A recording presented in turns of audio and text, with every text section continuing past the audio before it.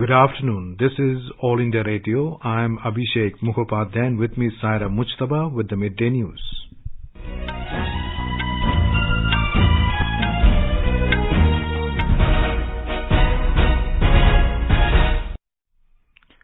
The headlines. Prime Minister Narendra Modi attends 22nd SCO Summit at Samarkand, says SCO needs to focus on bringing diversified and resilient supply chains. Prime Minister says India is focusing on people-centric development model and supporting innovation in every sector. Enforcement Directorate conducts searches in multiple cities in a money laundering probe connected to Delhi excise policy case.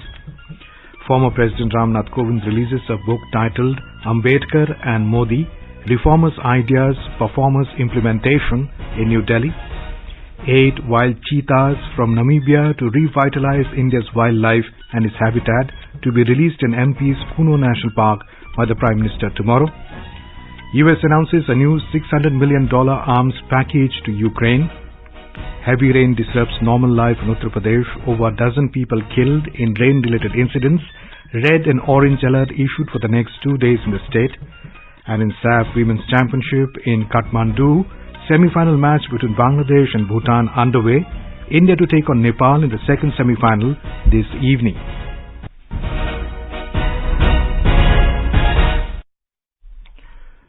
Prime Minister Narendra Modi, along with leaders of SCO nations including Russian President Vladimir Putin, Chinese President Xi Jinping, Pakistan Prime Minister Shehbaz Sharif and Uzbekistan President Shavkat Mirziyoyev are participating in the 22nd SCO Summit at Samarkand in Uzbekistan.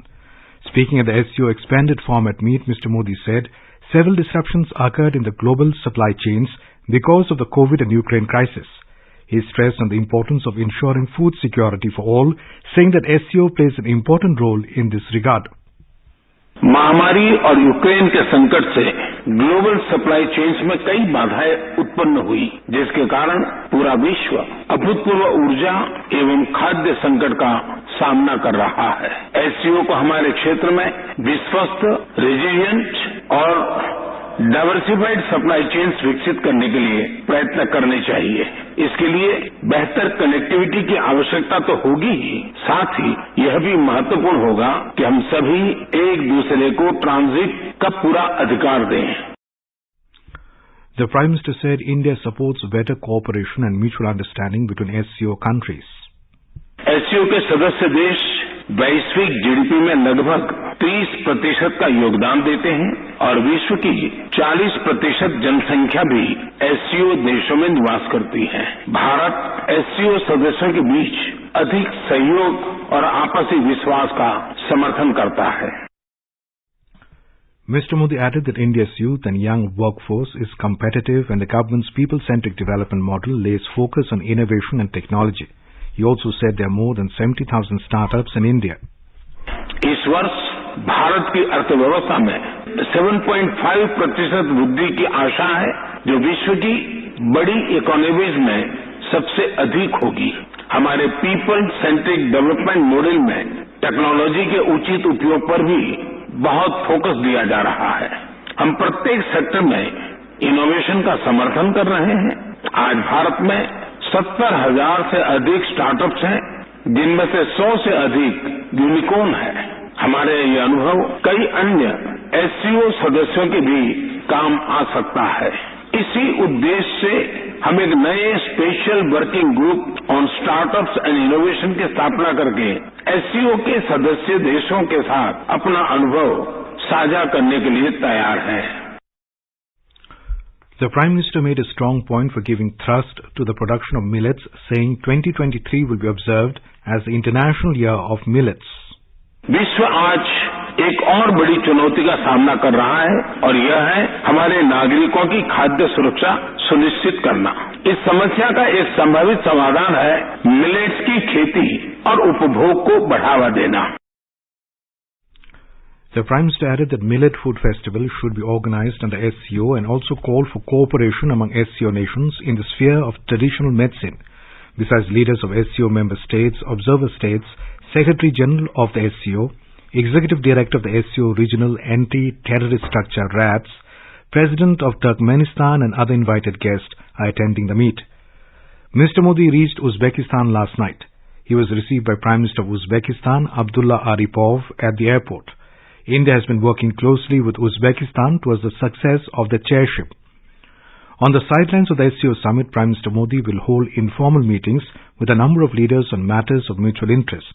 He will also take part in bilateral meetings scheduled to be held after the summit with Russia, Uzbekistan and Iran. According to the Russian ambassador to India, Denis Alipov, during a meeting between Prime Minister Narendra Modi and Russian President Vladimir Putin, deliberations will be held on defense cooperation and military supplies.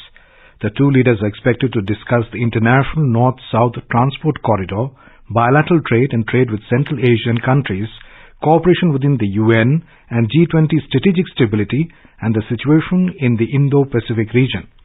The Prime Minister will also hold bilateral meetings with President of Uzbekistan, Shavkat Mirziyoyev.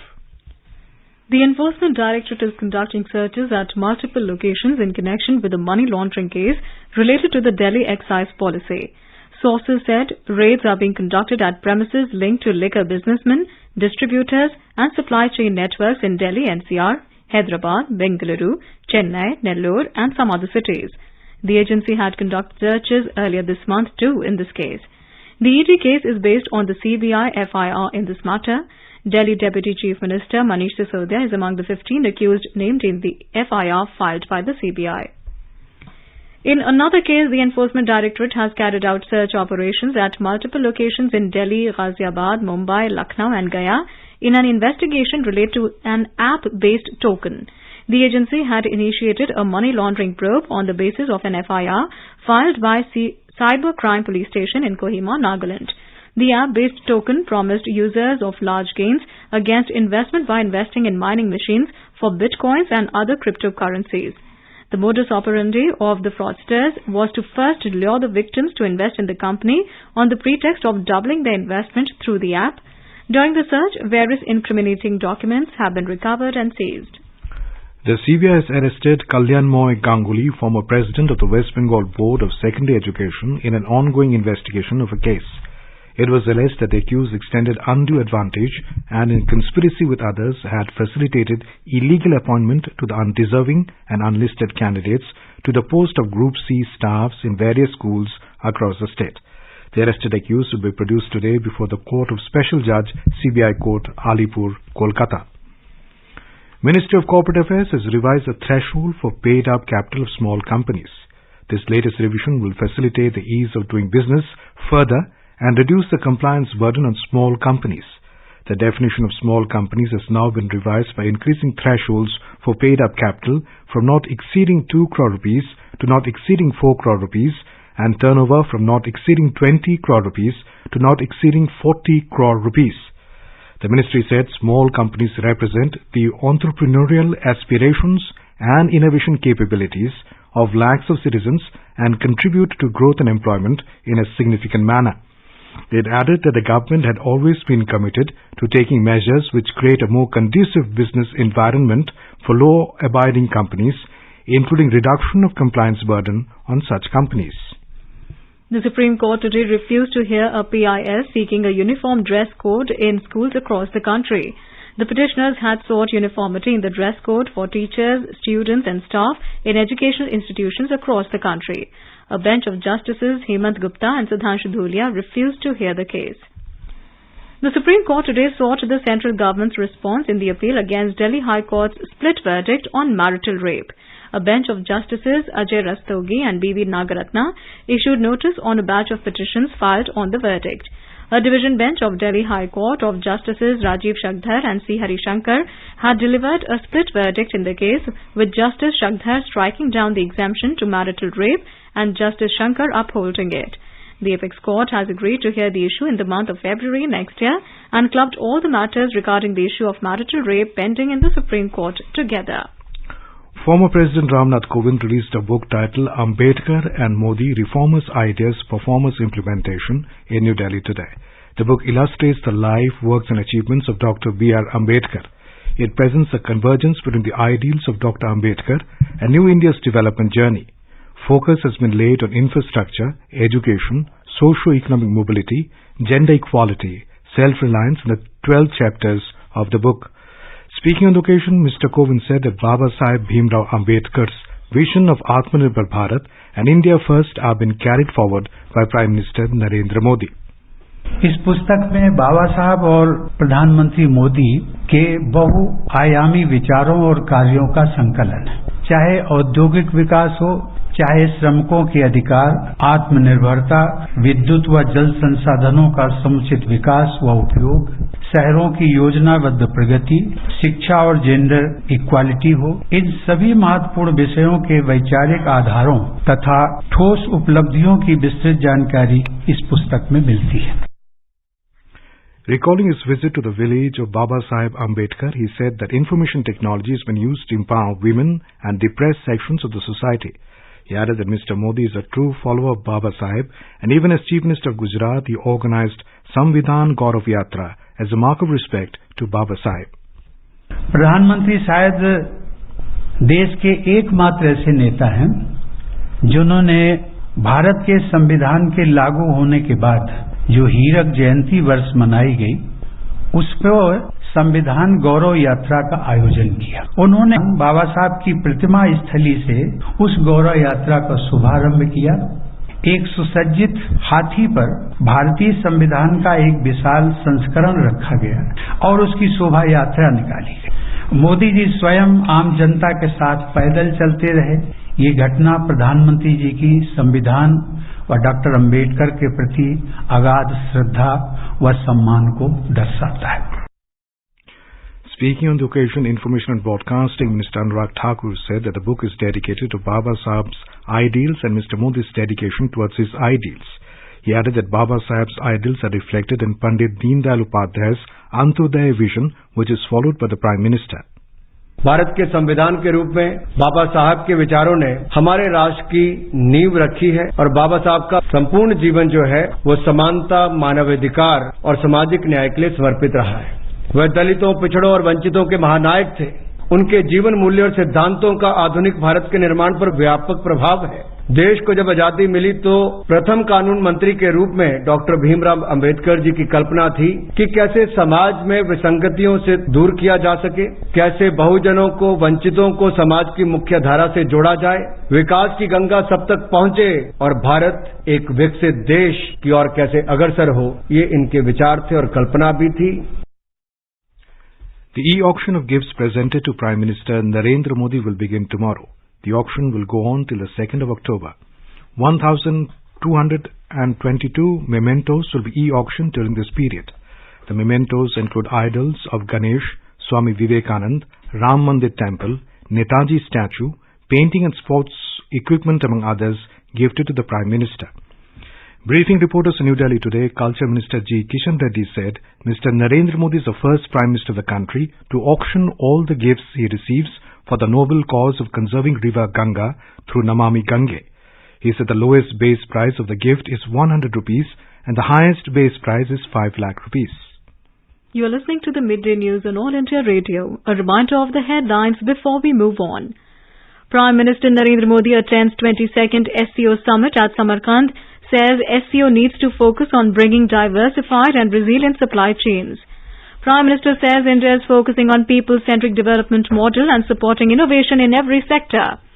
Enforcement Directorate conducts searches in multiple cities in a money laundering probe connected to Delhi excise policy case. Former President Ramnath Kovind releases a book titled Ambedkar and Modi, Reformers' Ideas, Performers' Implementation in New Delhi. 8 wild cheetahs from Namibia to revitalize India's wildlife and its habitat to be released in MP's Kuno National Park by the Prime Minister tomorrow. US announces a new $600 million arms package to Ukraine. Heavy rain disrupts normal life in Uttar Pradesh. Over a dozen people killed in rain-related incidents. Red and orange alert issued for the next 2 days in the state. And in SAF Women's Championship in Kathmandu, semi-final match between Bangladesh and Bhutan underway. India to take on Nepal in the second semi-final this evening. For quick news updates round the clock, follow us on Twitter at TIR News Alerts. मुट्ठी भर अंग्रेज और हमारे विशाल देश पर राज करने का स्वप्न देख रहे हैं, पर हम इनके स्वप्न को चकनाचूर कर देंगे। निकल पड़े स्वाधीनता के मधुबाले, स्वतंत्रता संग्राम की सुनी अनसुनी कहानियों के साथ स्वराज हर रविवार रात 9 बजे डीडी नेशनल पर। Welcome back to the Midday News. Prime Minister Narendra Modi will release wild cheetahs in the Kuno National Park in Madhya Pradesh tomorrow under the Project Cheetah, which is the world's first intercontinental large wild carnivore translocation project. The introduction of wild cheetahs is a part of Mr. Modi's efforts to revitalize and diversify India's wildlife and its habitat. Cheetah was declared extinct from India in 1952. Cheetahs that will be introduced are from Namibia and have been brought under an MOU signed earlier this year. They will help in the restoration of open forest and grassland ecosystems in India. This will help conserve biodiversity and enhance the ecosystem services like water security, carbon sequestration and soil moisture conservation. Dr. S.P. Yadav, head of the Project Cheetah and member secretary of the National Tiger Conservation Authority, has said that the reintroduction of cheetah is a moral obligation for natural conservation. He said this in an exclusive interview with All India Radio last night.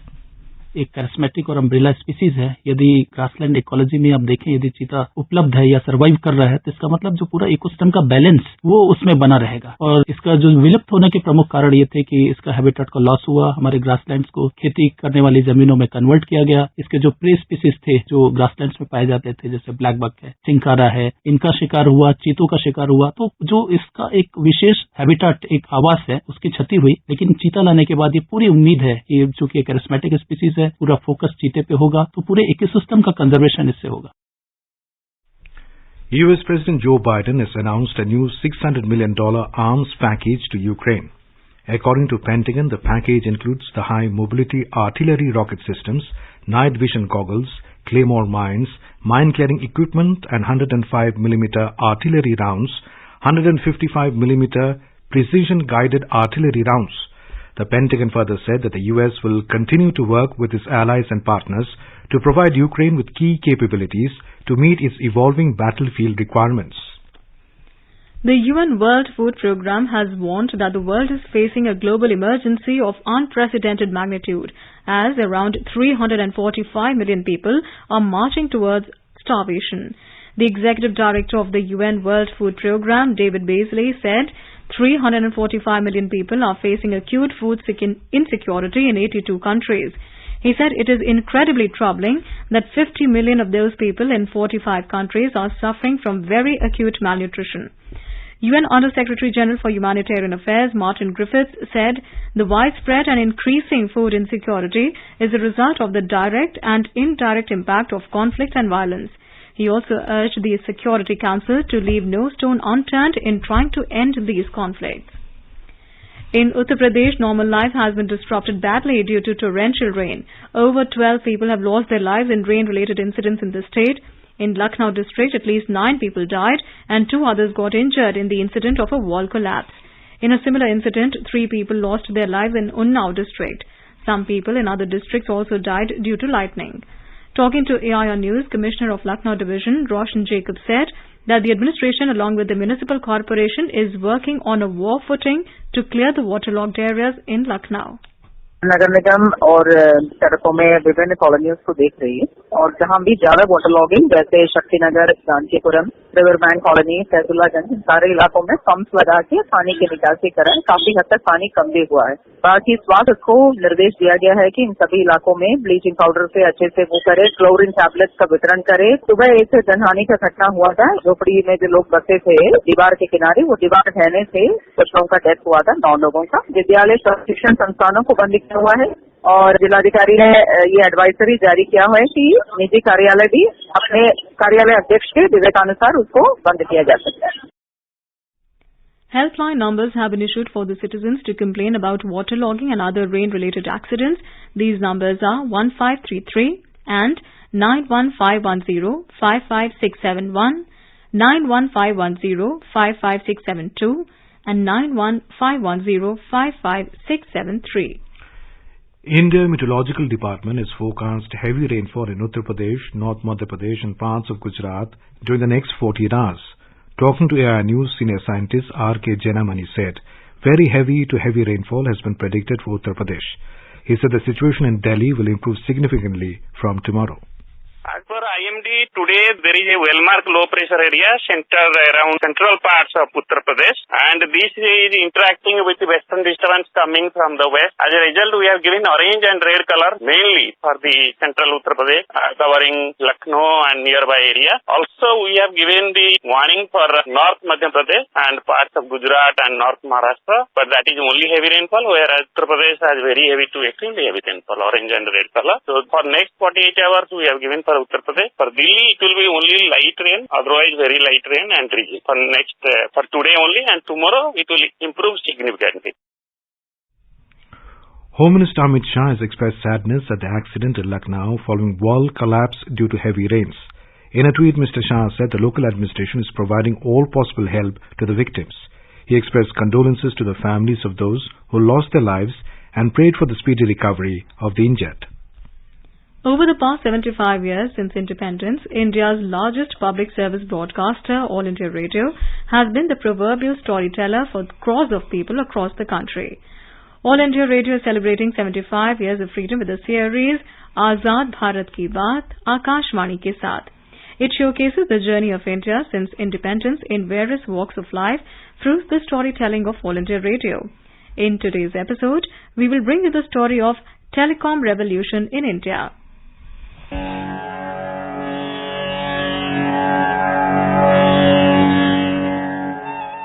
Over the years, the telecom sector has helped India grow and transformed it from a poor third world country to a potential global power. Telecom revolution has led the country to the 21st century's modern India and to the edge of having the 5G network. Telecom sector provides foundation for lakhs of jobs, growing incomes and global connectivity. From allowing Indian software companies to become globally competitive in the 1990s to enable daily wage workers to increase their incomes, as well as transforming the lives of farmers and creating a world-class technology ecosystem, telecom's impact can be seen across the country. Department of Telecommunications, DOT, was established in 1985 to groom telecom services.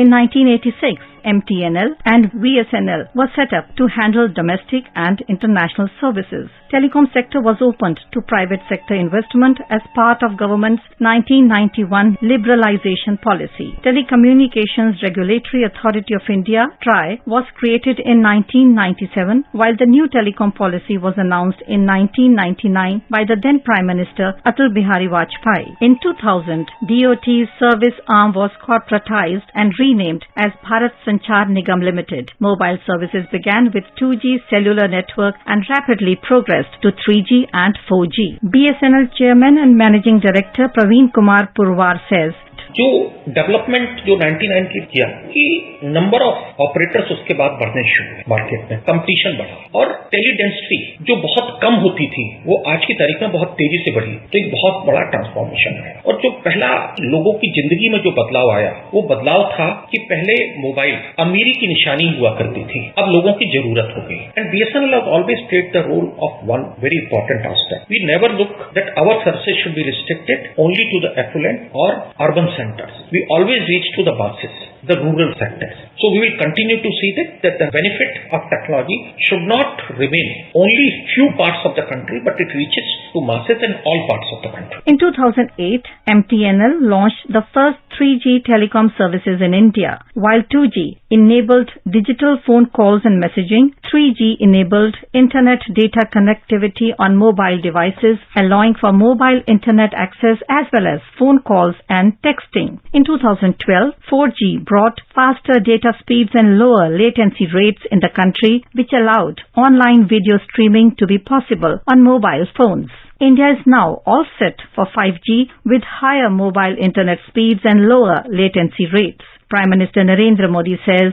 that 5G would enable solutions such as e-health, connected vehicles, more immersive augmented reality and metaverse experiences, life-saving use cases, and advanced mobile cloud gaming, among others. देश आजादी के अमृत काल में अगले 25 वर्षों के road map पर काम कर रहा है। 5G टेलीकॉम सेक्टर में क्रिटिकल और आधुनिक टेक्नोलॉजी की आत्मनिर्भरता की दिशा में एक अहम कदम है। 5GI के रूप में जो देश का अपना 5G स्टैंडर्ड बनाया गया है, वो देश के लिए बहुत गर्व की बात है। ये देश के गांवों में 5G टेक्नोलॉजी पहुंचाने और उस काम में बहुत बड़ी भूमिका निभाएगा। 5G will boost digital literacy programs and accessible and affordable e-health care through telemedicine. Department of Telecommunication targets to ensure higher broadband speed through 100% broadband connectivity with optical fiber rollouts by the end of 2024.